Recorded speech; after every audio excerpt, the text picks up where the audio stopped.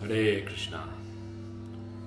Welcome, my friends, as I continue reading from Madhurya Kadambini by the most venerable Srila Vishwanath Chakravarti Thakur. Om Jnanatimirandasya Jnananjana Shalakaya Chakshuran Militam Yena Tasmai Shri Gurudev Namaha. Continue where we left off. We are on the first shower, text number 2.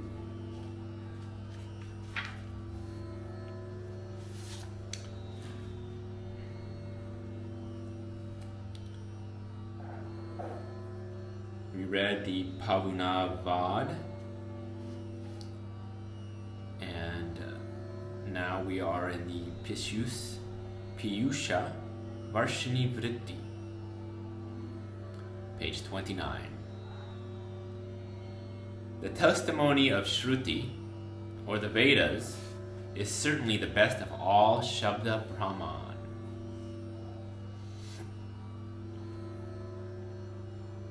Authoritative evidence revealed through sound. The revealed Bhakti Tattva, that divine substance of the principle of Godhead that is beyond inert matter, self-manifest and fully laden with transcendental bliss, Srila Vishwanath Chakravarti Thakur, quoting evidence from the revealed scriptures, is expressing the faultless and unerring authority of Shruti, or Shabda Praman. That which helps bring about actual knowledge of an object is known as Praman, evidence. Srimad Bhagavatam has mentioned 4 types of Praman: revealed Vedic knowledge, direct sense perception, inference, and the wisdom of tradition. Shruti pratyaksham aitihyam anumanam chatusthayam pramaneshva anavashthanad vikalpat sa virajayate. Srimad Bhagavatam 11.19.17. Among all kinds of evidence, 4: revealed Vedic knowledge, Shruti, direct sense perception, Pratyaksha, the wisdom of tradition, Atihyai, and inference, Anuman, enable a person to give up his attachment to the dualities of material nature.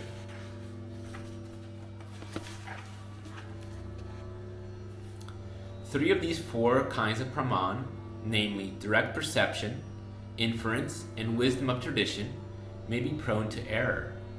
However, there is no possibility of error being present in scripture spoken by Bhagavan, as the origin of such Shrutis is Swayam Bhagavan himself.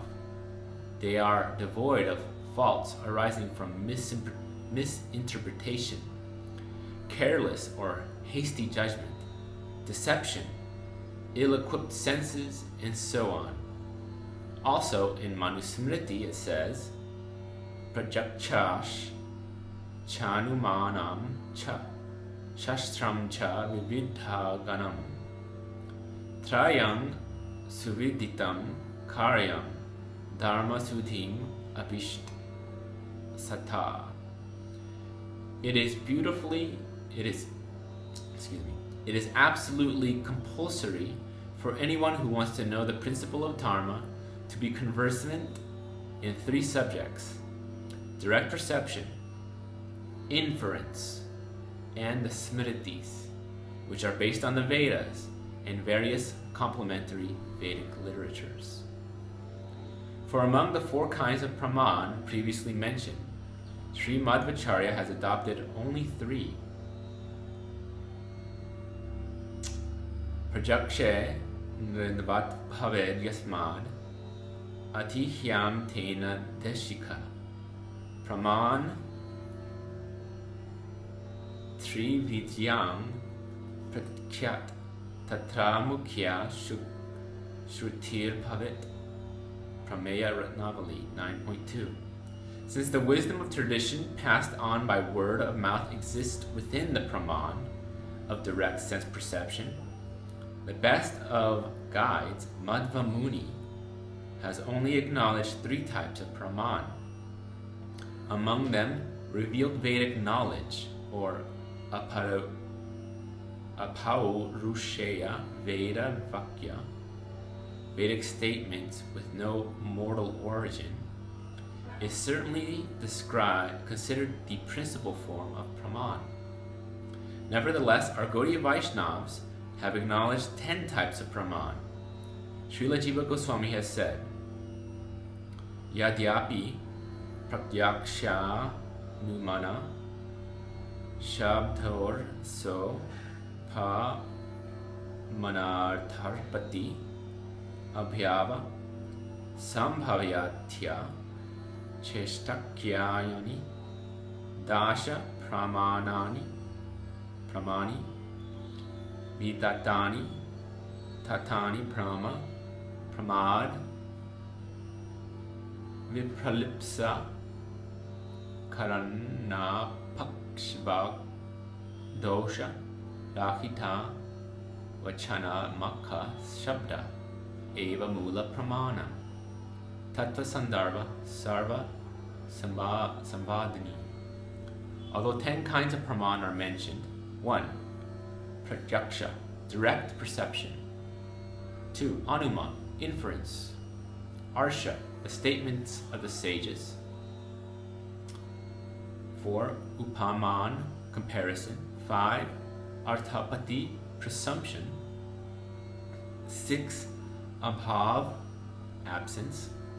7. Sambhava, probability. 8. Atitihya, hearsay.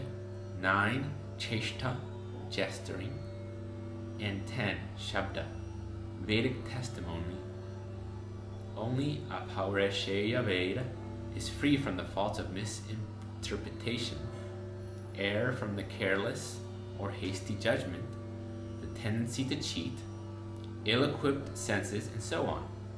Truly, the principal form of evidence is Shabda Praman in the form of the Vedas.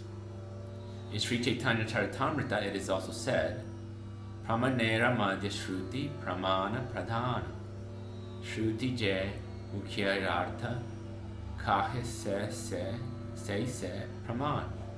Sri Chaitanya Charitamrita Madhya Lila 6.135.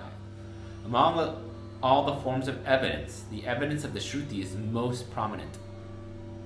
Indeed, the primary, direct meaning of any statement of Shruti is certainly the most essential evidence. We will briefly outline the 10 kinds of Praman. 1. Pratyaksha, direct perception. Information received by means of the 5 knowledge-acquiring senses, namely the eyes, ears, nose, tongue, and skin, is called Pratyaksha Praman. This type of Praman is not completely dependable because our seeing, hearing, and activities may be faulty if we are affected by illness, madness, or inattentiveness. The reliability of the Pratyaksha Praman depends on the proficiency of the senses, among other factors. In the absence of proficiency of the senses, one cannot gain actual knowledge of an object by means of Pratyaksha Praman. At times, there are flaws in our knowledge of objects that are seen with the eyes, heard with the ears, or gained through the faculties of other senses. For example, when our eyes catch sight of a length of rope, we may mistake it for a serpent, and seeing the empty oyster shell, we may mistake it for silver. 2. Anuman, inference. That which is inferred after observing a particular phenomenon is called Anuman Praman.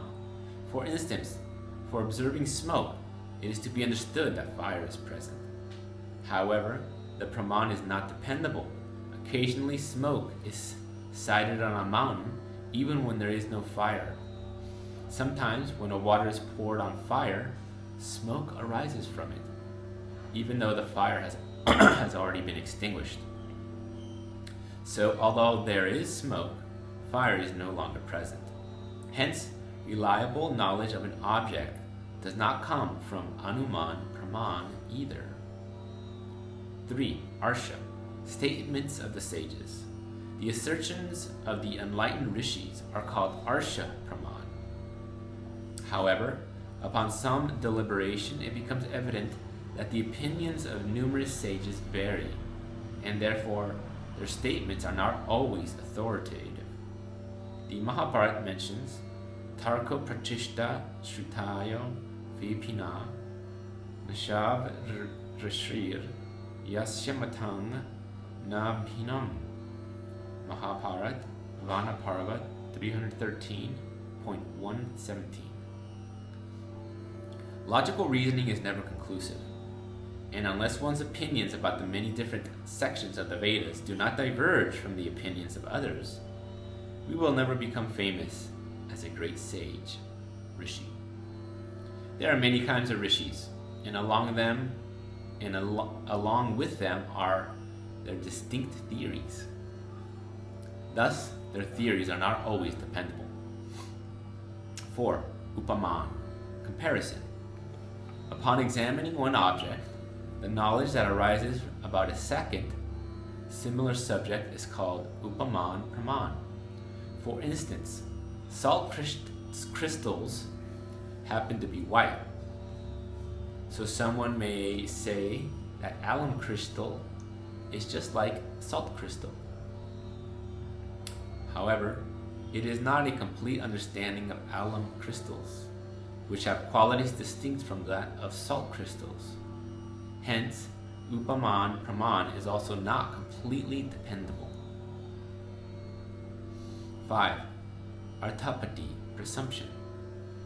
An inescapable inference about an extremely well-known phenomenon, or in other words, the logical inferred cause that is accepted when no other observable cause of a phenomenon is found, is called arthapati.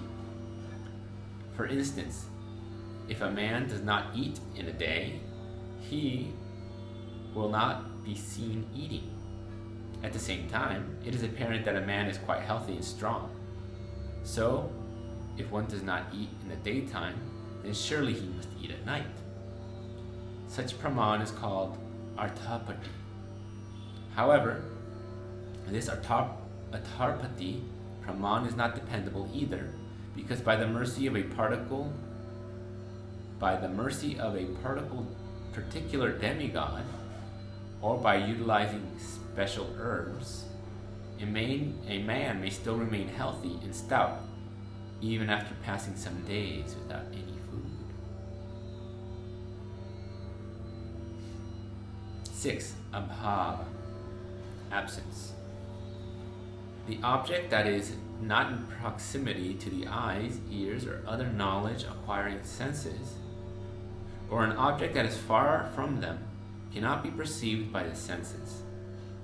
That is why this praman is called abhav, proof by absence. For instance, someone on the side of a high wall will not be able to see an object lying on the other side.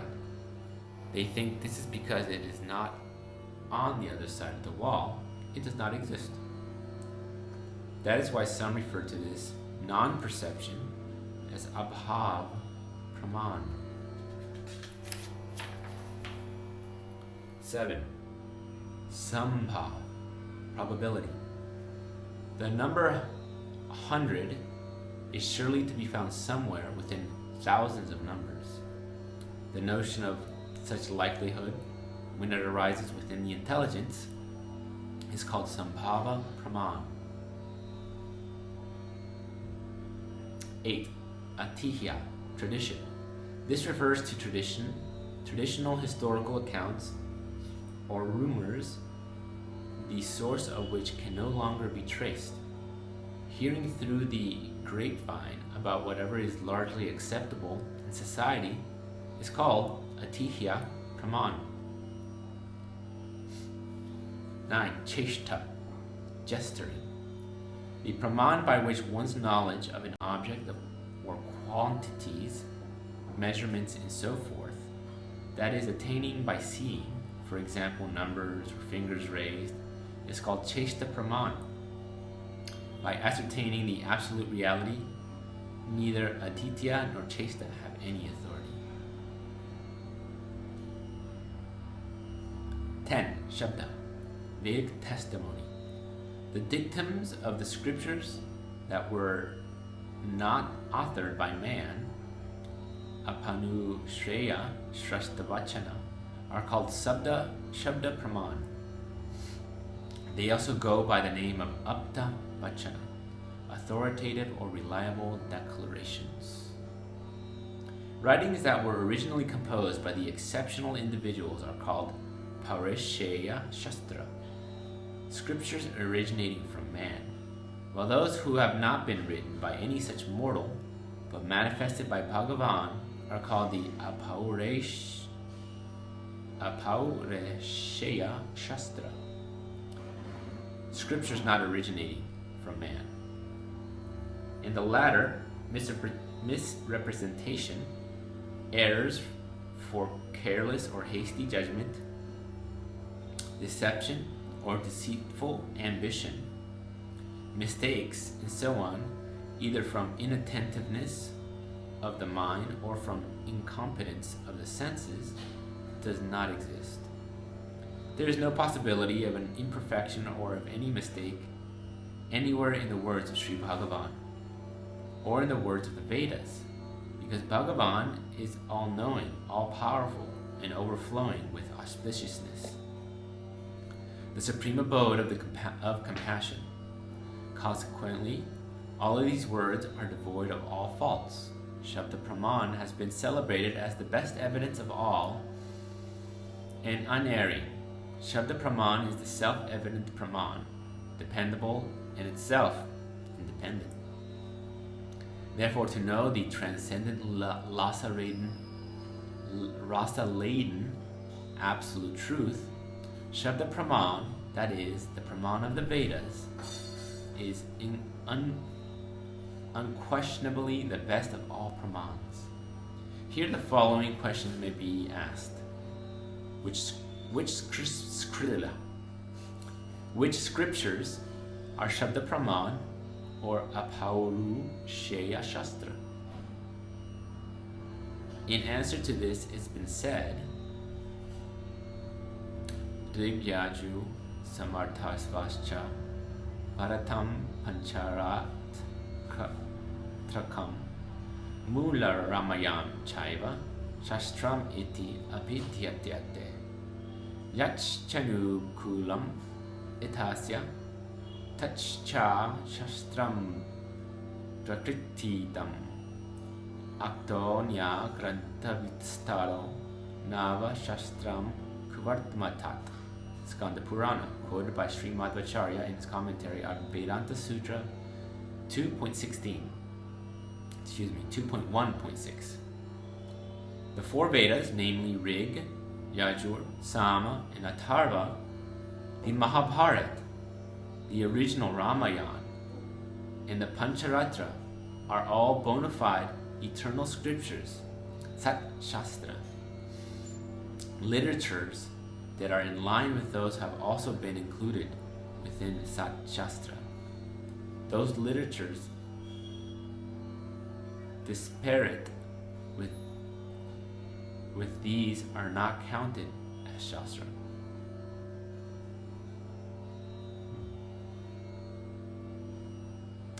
Evam va aresh sya mahato bhutasya Vishvarisitam etadyad rigvedo Yajurveda samavedo Tarang Vamgirasa Itihasa Puranam Maitreya Upanishad 6.32 Brihad Aranyakya Upanishad 2.4.10 O Maitreya, the Rig Veda, Yajurveda, Samveda, Atharva Veda, the classic Vedic histories Mahabharata and Ramayana, and the 18 Puranas headed by Srimad Bhagavatam are all the exhalation of the all-pervading Parabrahma.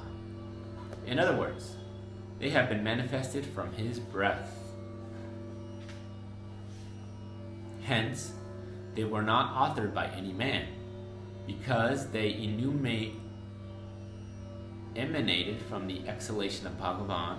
They are called Aparusheya Shastra. Footnote 5. These auxiliary texts from the part of the Veda revelation.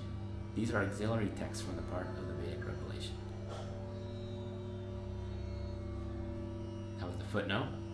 Such literatures are called Shabda Praman, and through them complete knowledge of the inherently substantial nature of Paratattva Vastu, the truly abiding reality, Parabrahman Bhagavan, can be obtained.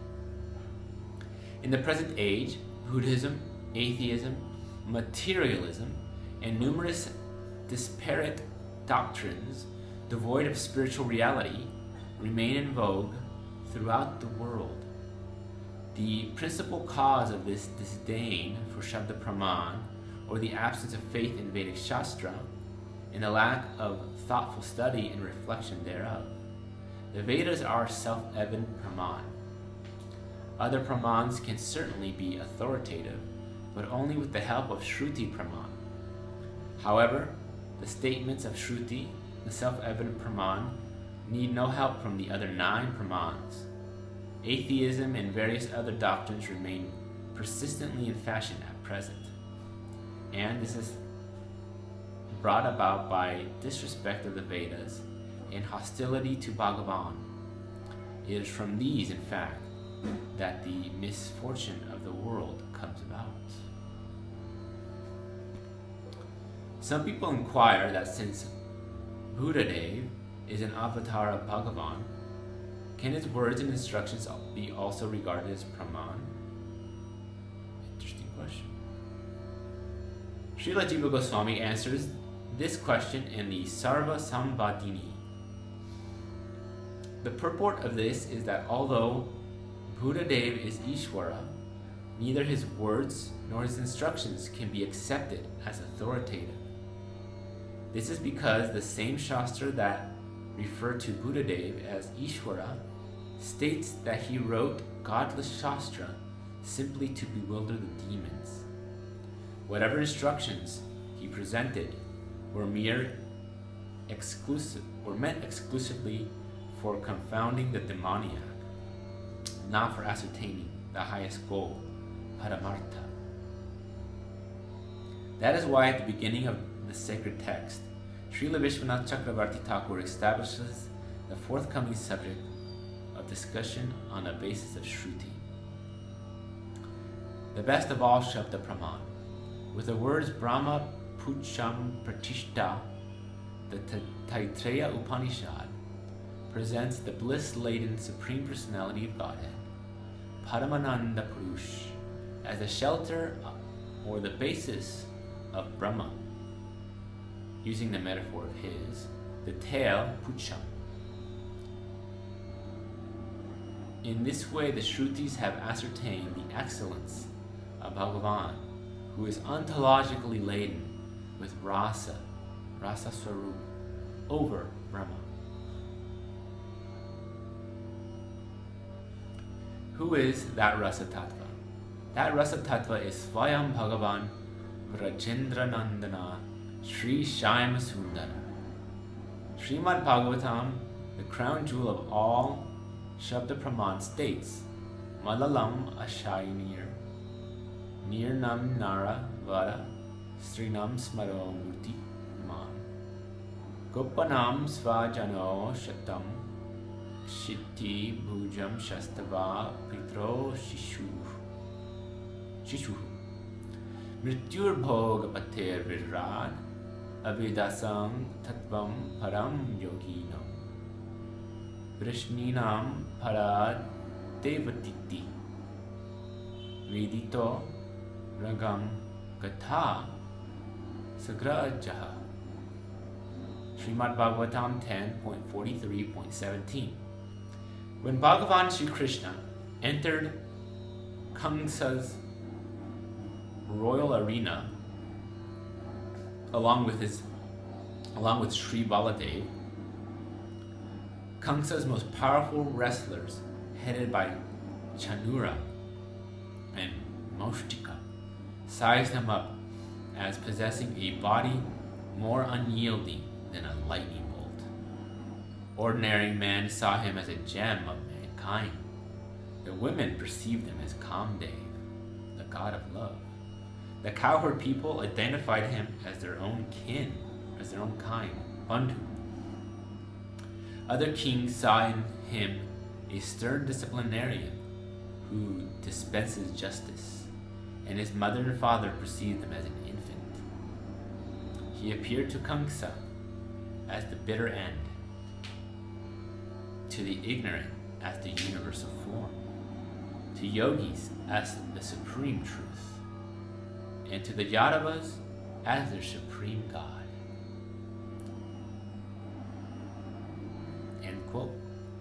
Everyone present experienced Sri Krishna according to their own rasa, as the embodiment of anger for the wrestlers, amazement for the ordinary folk, amorous love for the damsels, fraternity and comedy for the sakhas, gallantry for the notorious kings, nurturance and compassion for parents, fearfulness for Kamsa, repugnance for the foolish, neutrality or serenity for the yogis, and subservience for the Vrishnis. In this way, Brajendra Nandana Sri Krishna has been described in Srimad Bhagavatam as Rasa Swarup, the intrinsic form of rasa. The Shrutis also state Rasa Vai Saha. He is nectareous rasa. And even the Gita-upanishad, Sri Krishna has clearly admitted, Brahmano hi pratishtanaham. I am, in fact, the basis of Brahma. The purport of this is that without Sri Krishna, there is no Brahma. Sri Krishna is truly Pada Brahma. Brahma is the radiant effulgence of Sri Krishna's toenails. All Shastras initiate Sri Krishna to be Rasa Swarup in this way. To delight his own bhaktas by his playful pastimes, that Pada Brahma Sri Krishna descends to this world.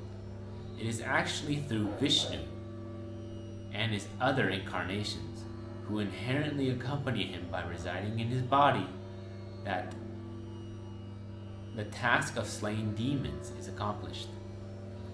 Therefore, it is not Sri Krishna who killed those demons, whose death seemed to attributable to him. They were actually slain by Vishnu, situated within him. Sri Krishna is Akhila Rasamrita Sindhu, the ocean of all ras. He has no connection with the slaying of demons. Sri Krishna descends to the delight of his bhaktas for his playful pastimes, to increase their transcendental bliss. While he manifests, non-devotees do not recognize him and mistake him to be ordinary man. Kamsa, Jarasandha, Duryodhana, and Kalyavana were all adversaries of Bhagavan. It did not grasp that he is Bhagavan. Duryodhana wanted to make him his prisoner. Jarasandha assailed him 18 times, hoping to strike him down. Paundraka Vasudeva, with 2 natural arms and 2 artificial ones, alleged, I am the real 4-armed Vasudeva, worship me. These malevolent, demoniac people cannot understand Krishna's identity. Bhagavan Sri Krishna declares in the Gita 4.8, Paritranaya sadhunam vinasaya chatushkritam dharma santa pranarthaya sambhavani yuge yuge. I descend to establish religion, to destroy the demons, to protect the devotees. Nonetheless, the ultimate purpose of his advent is to delight his devotees, to taste rasa, and to allow others to relish rasa. Thus, surely, he descends on his own sweet will.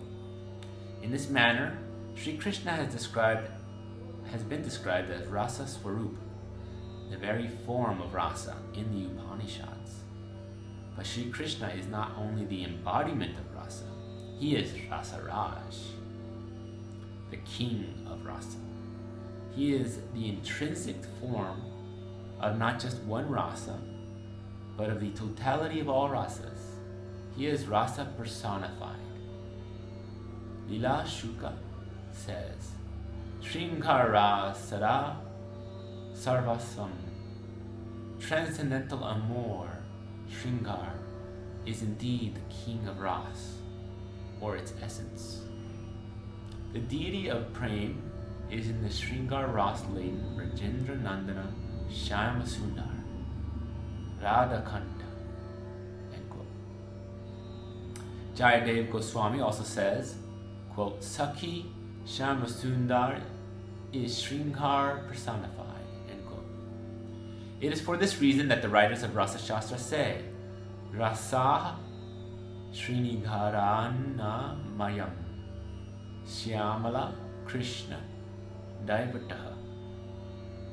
The hue of transcendental amour, Shringar, is Shyam, the complexion of fresh monsoon cloud. Sri Krishna is a deity. Sri Krishna is its deity. End quote. It is established by Shruti, Smriti, and so on that just as Bhagavan Sri Krishna chooses to descend in the dynasty of the Yadus, Bhagavan Sri Ram in the dynasty of the Raghus, so Bhagavan also manifests his bhaktas, hearing, vision, mind, intellect, and so on. Therefore, the devotees can identify him as Bhagavan, while the non-devotees certainly regard him as an ordinary man.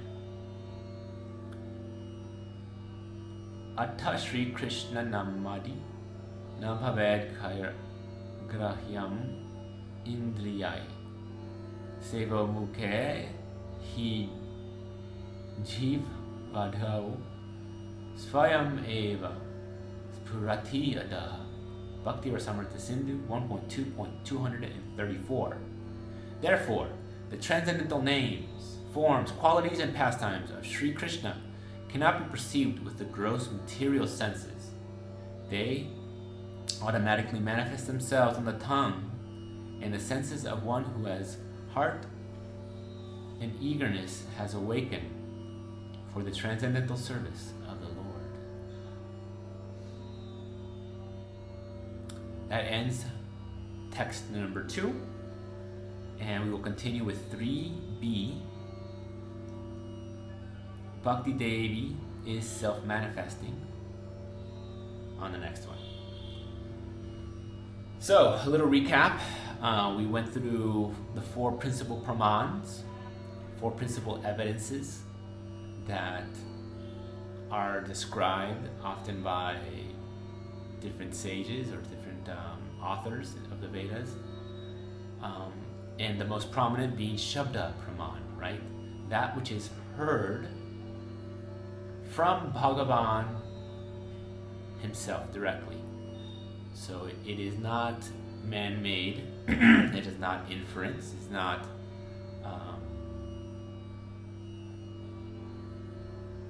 direct perception or perception through the senses, and it's not tradition, right? So it is the revealed scriptures itself, being that the Vedas, the Mahabharata, the Ramayana, and the 18 principal Puranas all constitute as Shabda Praman. So as we move forward, we get to know how we know what we know, right? The epistemology of our knowledge, the source texts. And so when we want to have something conclusive to say to another devotee or to another scholar or to another person, we want to emphasize that our ultimate evidence comes not from the mind or the mouth of a human, of a person, but that perfect knowledge comes from a perfect source, and that the imperfect, in order to know the perfect, must perfectly accept perfection. So with that, thank you so much. Hope to catch you on the next video. Till then, Vanchakalpa Tarubhishcha Kripa Sindhubheva Patitanam Pavanebhyo Vaishnavebhyo Namo Namaha. Hare Ram.